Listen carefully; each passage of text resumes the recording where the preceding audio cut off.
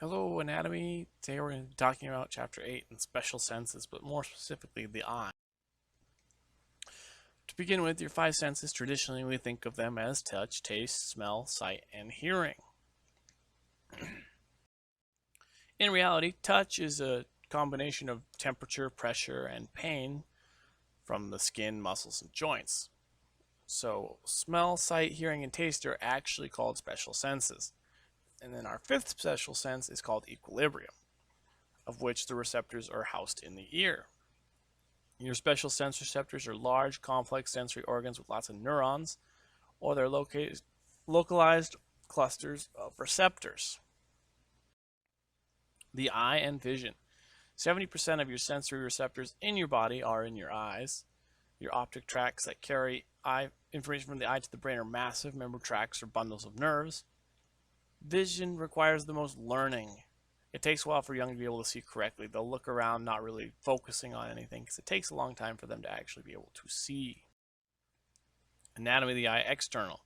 The adult eye is a sphere about 1 inch in diameter. Only the anterior 1/6, so the front 1/6 of it, can be seen normally. The rest is surrounded by a cushion of fat, and then that is all encased in an orbit of bone. This orbit of bone, of course, is just these bones here, ones we talked about. There's about all your favorite ones: the frontal, the zygomatic, the maxilla, and the nasal to some extent in here too. Eyelids, these protect the anterior portion of the eye. Eyelashes, they project from the border of the eyelid. You have these meibomian glands, which are sebaceous glands that lubricate the eye. They are associated with the eyelid itself. And you have ciliary glands. These lie between the eyelashes and their modified sweat glands, just keeping this area nice and moist. Conjunctiva. This is a delicate membrane, lines the eyelids, and covers the outer surface of the eyeball. Fuses with the corneal epithelium. We're going to talk about the cornea in a little bit. Conjunctiva secretes mucus, which helps keep the eyeball moist. But sometimes you get infections in these. Conjunctivitis is red and irritated eye, and pink eye is conjunctivitis caused by a bacterium, as in the picture in the right there. Lacrimal apparatus. This consists of the lacrimal gland and the number of ducts that drain the lacrimal secretions into the nasal cavity. Lacrimal glands, they are located above each eye, on the outside there. They release a salt solution, tears, onto the eyeball. This then goes across the eye and flows into the lacrimal canals, which take the fluid to the nasal lacrimal duct, which empties into the nasal cavity and drains down the throat. Why tears? Lacrimal secretions contain antibodies and lysozyme, an enzyme that destroys bacteria. Tears cleanse and protect the eye. When the eyes are irritated by foreign substances, your eyes water to flush the substance out. Emotional tears are used to relieve stress. Extrinsic eye muscles. There's 6 eye muscles on the external of the eye. These produce your large eye movements. They make it possible to follow a moving target.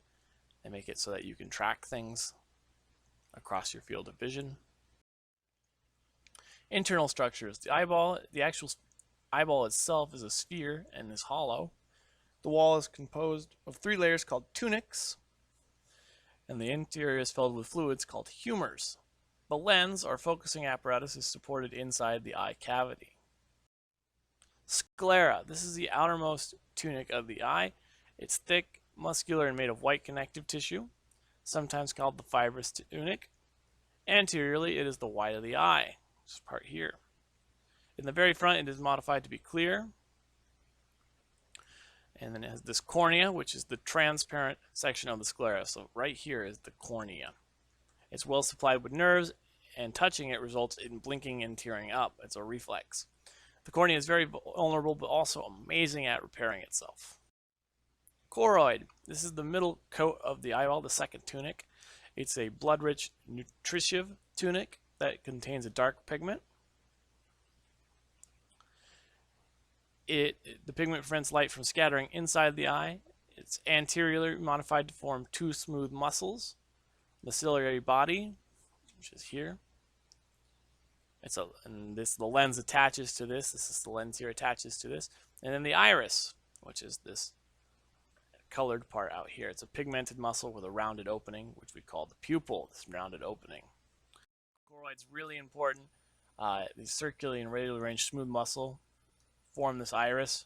It regulates the amount of light entering the eye.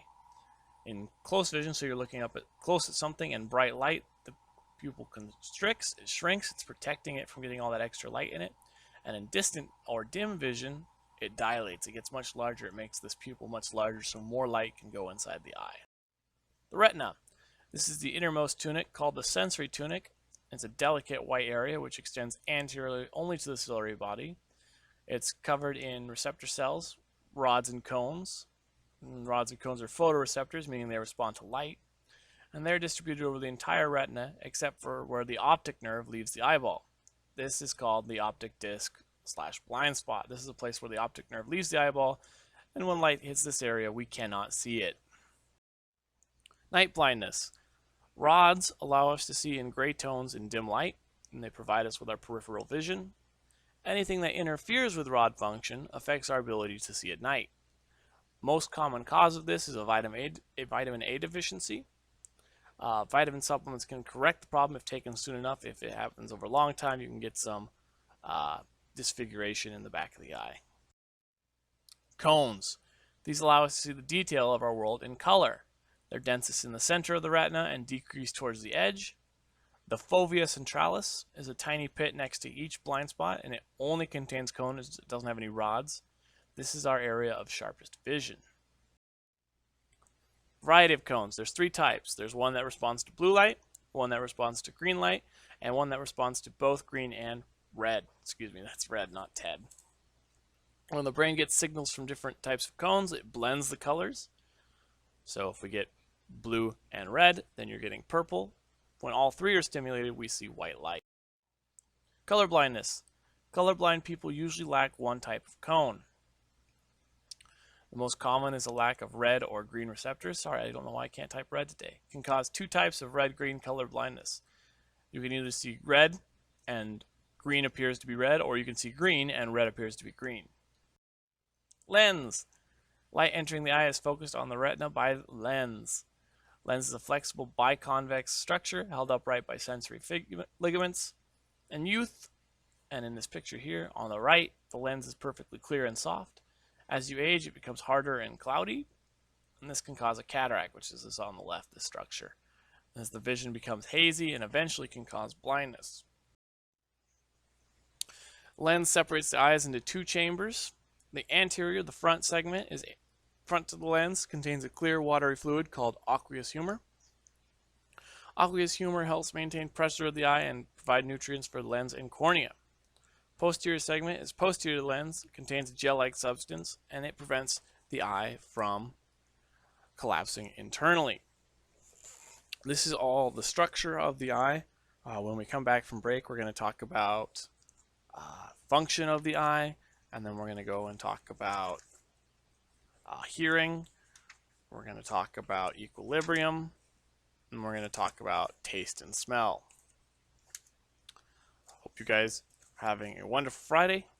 I will talk to you later. If you have any questions over break, feel free to email me. If not, have a wonderful spring break.